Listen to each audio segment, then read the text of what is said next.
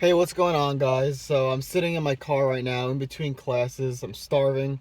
I haven't eaten in 5 hours. And before I eat, I thought now might be a good time to address the topic of meal timing.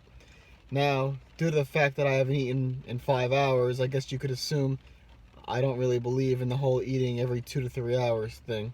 I do admit, back in the day, I did think you needed to eat 5 to 6 small meals spread throughout the day, every 2 to 3 hours, and I would never go more than 3 hours without eating out of fear that my body would go catabolic and I would start losing muscle.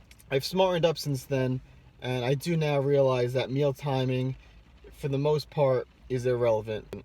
However, there are some things you should keep in mind when you do factor in when you eat your meal. The first one is, when are you hungry? If you're not hungry in the morning, there's no point in eating a lot of your calories then, because then later on in the day when you do get hungry, you don't have as much to eat.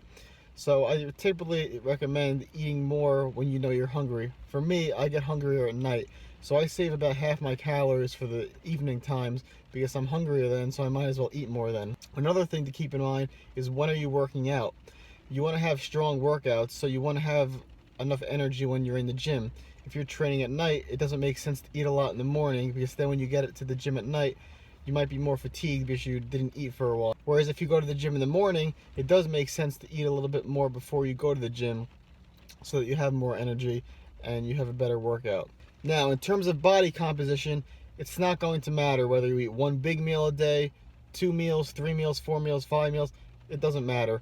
If you're bulking, you might need to spread them out over more meals, just because if you need to eat like 4,000 calories per day, you might struggle eating that in only 2 to 3 meals.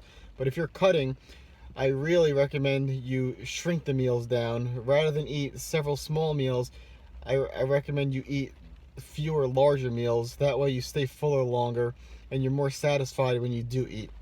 A mistake that people make when they're cutting is they think they need to eat those 6 small meals per day in order to speed up their metabolism to help their fat loss. First of all, that's just a myth. That does not speed up your metabolism at all. And second, if you're eating several small meals per day and you don't have that many calories to eat, all those meals are going to be so small that you're probably never going to be satisfied. For example, let's say you need to eat 2,000 calories per day. If you put those 2,000 calories in 6 meals, each one of those meals is going to be so small that you're probably never going to be satisfied. You're always going to be hungry and looking forward to that next small meal, which will also leave you hungry and not satisfied.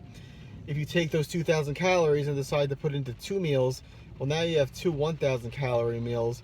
After you eat each one of those, you'll definitely be more satisfied.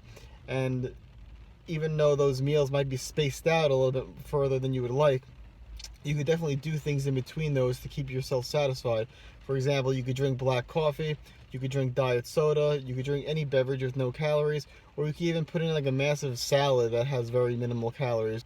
Just anything to keep you satisfied between those 2 meals. So that's my opinion on the topic. Meal timing is irrelevant when it comes down to body composition, but the things you do want to keep in mind when it comes to meal timing is, when should you eat and how much should you eat around your workouts to ensure you have the most optimal workouts, and two, when are you hungry?